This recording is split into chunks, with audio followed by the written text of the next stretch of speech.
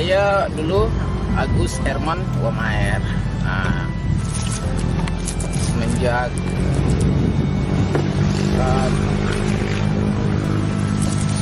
tahun berapa? Tahun 99 berangkat menuju ke Jakarta. Itu masih statusnya non-muslim. Nah, dengan niat ke tempat kakak dan sampai di sana kerja di jalan. Kalau dibilang kasarnya di sana preman kalau kulit hitam. Jadi pas kehidupan jalan akhirnya ditarik salah satu yayasan dari non-muslim Rias, dan kita dikasih kerja di Mall Kelapa Gading sebagai security bayangan. Terus alhamdulillah dapat bidadari dari Sulawesi, dan dari yayasan minta supaya bisa mungkin nikah secara non-muslim. Tapi saya tidak bisa memaksa bidadari saya, dan akhirnya dengan tanpa kesalahan saya dikeluarkan. Akhirnya sudah saya ikut. Waktu itu jujur aja masih kumpul kebo. Nanti setelah tinggal di Ciputat dapat info ada rumah yang kosong, istilahnya perumahan Inkopat.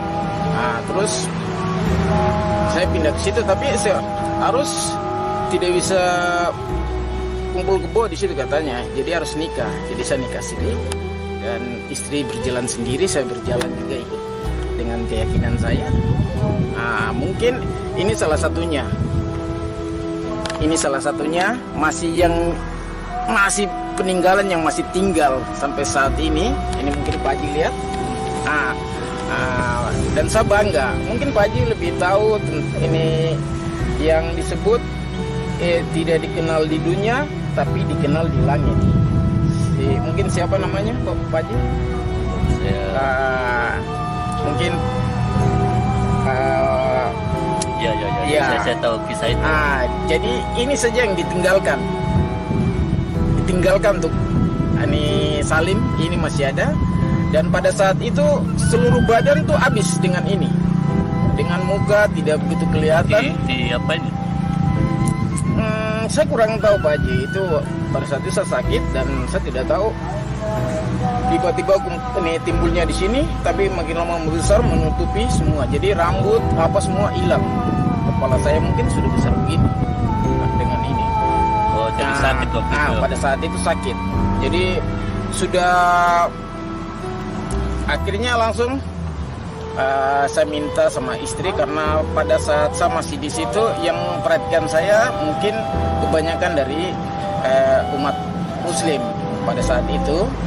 Karena saya berteman dengan ada orang dari Tasikmalaya namanya Deden. Saya suka bantu di musola. Akhirnya waktu saya sakit saya suka dibantu dari musola. Dari ada teman-teman yang kita biasa ngopi, mereka bantu. Jadi dari situ saya panggil istri, selang Dek, sini Dek, kamu ke musola, kasih tahu orang musola. Bilang saja pada saat itu bukan saya bilang syahadat, tapi saya bilang saya mau masuk Islam. Pada mereka datang langsung bertanya ini mungkin paksaan atau apa. Saya bilang tidak, daripada di rumah mungkin ada 2 tiang ya yang berdiri, biar saya yang begini yang mengalah ikut. Tapi sakit saya bukan tambah sembuh Pak Haji, sakit tambah lagi, sampai istri mengatakan bahwa aku kembali aja ya agama yang lama. Tidak. Tapi saya sudah tekad, sudah kalau memang mati ya sudah dalam keadaan Islam dan Muslim. Iya Muslim. Pada saat itu saya tidak tahu, mungkin yang mau dibilang Islam KTP ya cuma ikut-ikut waktu itu. Ya, alhamdulillah akhirnya bertahan, tapi tambah wah itu sudah jalan, sudah itu orang saja jarang mau dekat karena badan sudah bau semua. Oh begitu ya? Iya, badan sudah, pokoknya sudah muka asli sudah tidak ada. Jadi sudah hancur semua. Akhirnya misalnya ada kakak yang dulu di Jakarta yang saya itu bisa sembuh nih, bagaimana prosesnya? Nah, pada saat itu bawa ke orang pintar di Bojonggede, dekat stasiun Bojonggede, Depok. Dia cuma bilang sama istri, ini kirim pulang saja ke Papua. Ya, insya Allah, kalau memang mati, mungkin istilahnya dia bilang berangkat tapi jangan murtad. Jangan murtad. Jadi kalau memang mati, itu dalam keadaan muslim. Tapi kalau Allah tidak izinkan, pasti. Alhamdulillah pulang ke sini, liku-liku di sini juga, mungkin dari keluarga, dari tetangga, memang banyak yang tidak terlalu melihat saya karena saya sudah pindah. Banyak fitnaan atau kataan-kataan yang ini saya cuma nangis. Dan ada salah satu almarhum Ambok Musa, itu salah satu dari Sulawesi, dari Bugis. Dia mengatakan, kamu tahu arah kiblat, tayamun, kamu sholat, insya Allah pasti Allah dengar. Iya. Jadi orang ini muslim di sini sampai datang tuh cuma menangis. Kamu sudah muslim, karena mereka lihat keadaan saya sudah memang kritis, tinggal tunggu waktunya.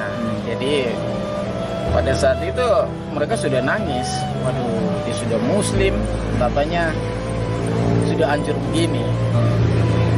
Hanya sholat.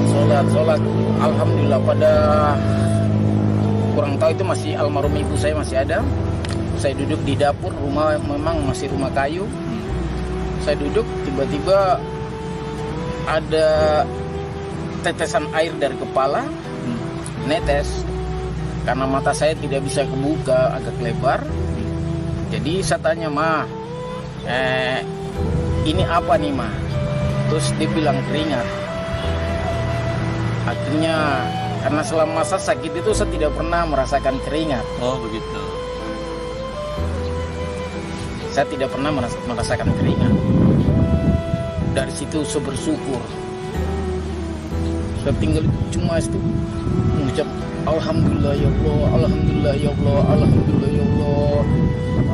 Lewat 1 bulan, mulai kulit yang asli itu mulai kembali. Dari mulai perlahan sembuh ya. Dari kepala dia turun sampai kaki. Dari situ alhamdulillah saya sudah bisa sholat. Walaupun sholatnya tuh ngumpet-ngumpet, isi kain sarung sama baju koko, jalan dekat masjid langsung masuk ambil air wudhu juga masih ngumpet-ngumpet. Doa saya di situ cuma bilang, ya Allah, saya pingin seperti saudara-saudara muslim saya yang lain, dari bisa pakai baju dari rumah ke masjid. Itu dari 2008, 2009, 2010 Allah kabulkan. Luar biasa. Allah kabulkan, saya bisa pakai baju dari rumah, bisa sholat. Alhamdulillah. Akhirnya ikut jamaah tablik, bisa berangkat istimewa di Sentani, keluar 40 hari. Setelah sudah di sana kita banyak zikir. Dibilang daripada melakukan yang sia-sia. Akhirnya sampai di sini saya zikir. Mungkin warga di sini karena pengaruh tentang sinetron, pasti dukun tuh pakai, kalau mau santet pakai tasbih. Akhirnya ada yang meninggal, saya dituduh yang mungkin saya yang santet. Akhirnya